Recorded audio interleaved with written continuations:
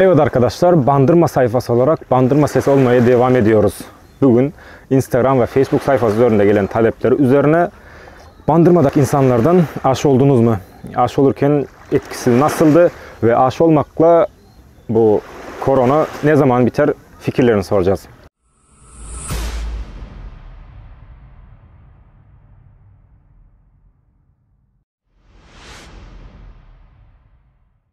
Merhabalar, kolay gelsin. 3 tane soru soracağız. Tabii buyurun. Aşı oldunuz mu? Hayır olmadı. Bitti ki bu soru.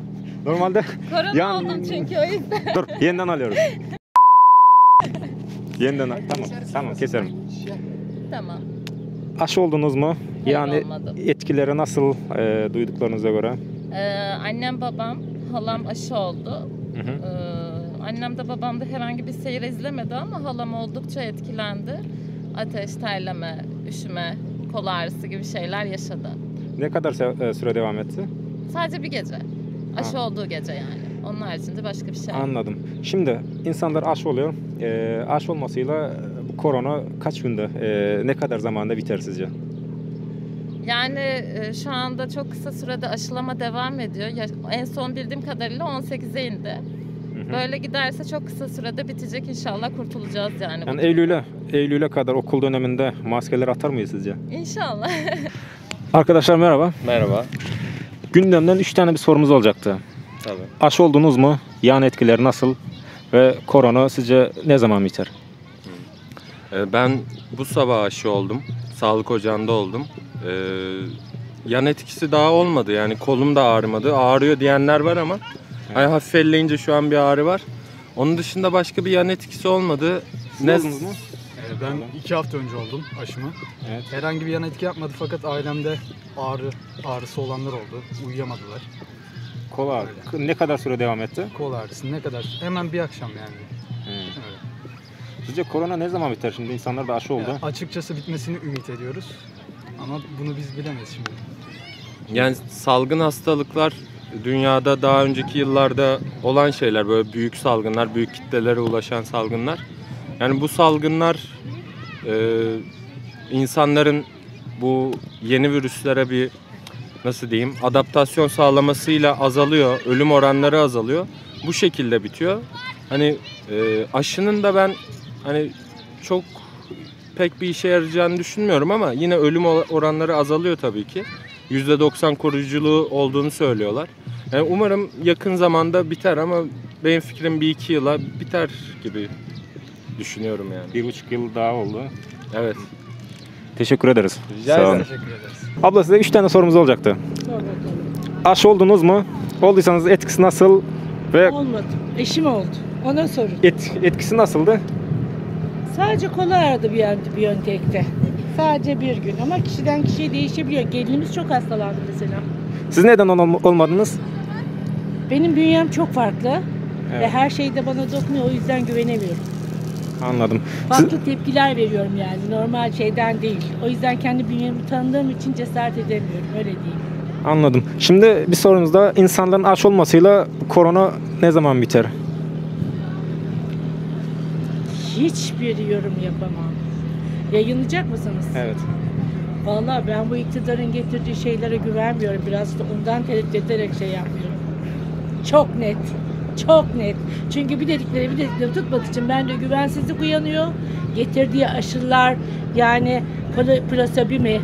Yoksa hani biliyorsunuz değil mi plasebo? Yani normal serumu bile aşı niyetine yapıp psikolojik olarak beyinde algılar. Ne olduğu belli değil. O yüzden kendi bünyemi de tanıdığım için şey yapmıyorum. Anladım. Güvenmiyorum. Anladım. Teşekkür ederiz. Yoksa olurum. Bak yoksa olurum. Aşıya karşı değilim ama güven duymuyorum. Güven duymadığım için de olmayı düşünmüyorum. İçinde ne olduğunu bilmiyorum çünkü. Anladım. Teşekkür ederim. Oldu mu? Oldu. Sağ olun. Evet arkadaşlar. Size şöyle 3 tane soru var. Aşı oldunuz mu? Aşının etkisi nasıldı? Ve aşı olmakla bu korona biter mi? Vallahi olmadım. Koronanın biteceği de yok zaten. Ben de olmadı, hiç olmayı düşünmüyorum. Çünkü aşı olurken forma, isim, soy isim işte imza atıyorsun bir şey vesayet kabul etmeyene dair. Evet. Çünkü o kötü bir şey. Hani büyük ihtimallerde bir yasak gibi bir şey var ya da ne bileyim bize karşı zararlı bir şey. Bırak be Yani kardeşim. adam durduk yere formunu dolduruyor. Yani ben formunu doldurma sebebini anlayamadım. Sinovac'te yok, Biontech'te var. Biotek'te ya hepsinde olması lazım. ya da- Şimdi size göre korona bitmez diyorsunuz. Şu an bitmez. Gerçekten maskeyi takmazsan, böyle kolunda gezdirirsen sence Vallahi maske de bir şeye etki etmiyor ki. Ben ne zamandır takmıyorum yani bana ulaşmadı. Kuryelik yapıyorum yok yani. Gelmiyor bana. Alkol içiyoruz. alkolün faydası var? Var. Bizim Tamam, arkadaşlar teşekkür- şu oldu. Mesela Teşekkür ederim. araştırdı sonradan akciğer işte ne dedin lan sen Zani? Gel bakayım buraya Akciğer şey mi gel oğlum yapılır dedi. röportaj veriyoruz gel buraya. Çağır şu Zani'yi. Zani gel oğlum Aşıyla gel. ilgili bir şey söyledi arkadaş. Akciğere yanıt kimayeti yapıyormuş dedi. Öyle bir şey var. Kaba burnu kaba. Aşı oldunuz mu? Etkisi nasıldı? İlk gece şey oldu, kolum ağrıdı. Bir gece. İlk gece evet oldum ilk gece, bir daha hiçbir şey olmadı. Geçti mi sonra? Geçti. Öncelikle merhaba. Merhaba. Size 3 tane sorumuz olacaktı gündemden. Aşı oldunuz mu? Hayır olmadı. Şimdi Arkadaşım yeni bugün oldu. siz oldunuz mu? Etkisi nasıldı sizde? Etkisi yani herhangi bir etkisi olmadı. Öyle söylenildiği kadar ağrı, acısız hiçbir şey yok yani şu an. Peki siz oldunuz mu? Yok bende olmadı daha. Size şöyle bir sorum var. Şimdi insanlar aşı oldular. Korona ne zaman biter? Sizin öngörünüze göre. Korona ne zaman biter? Yani korona bitmez muhtemelen yani hani şeyi hafifler. Etkisi hafifler hafifler ama diyorsunuz. evet yani biteceğini düşünmüyorum. Yani hele yakın bir tarihte biteceğini düşünüyorum. Zaten 1,5 sene oldu. Evet. Bayağı da 1,5 senedir Evet, maskeyle geziyor. mutasyonu falan da devam ediyor hala. Anladım. Teşekkür ederim. Sağ olun. Ben teşekkür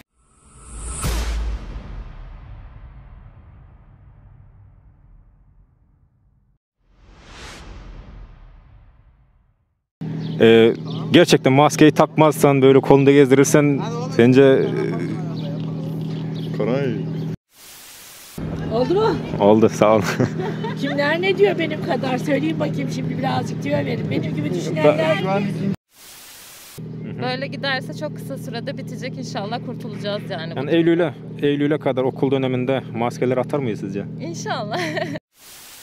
YouTube Hanol Medya kanalında yayınlanacak. Evet biliyorum ben. Senin. Tamam.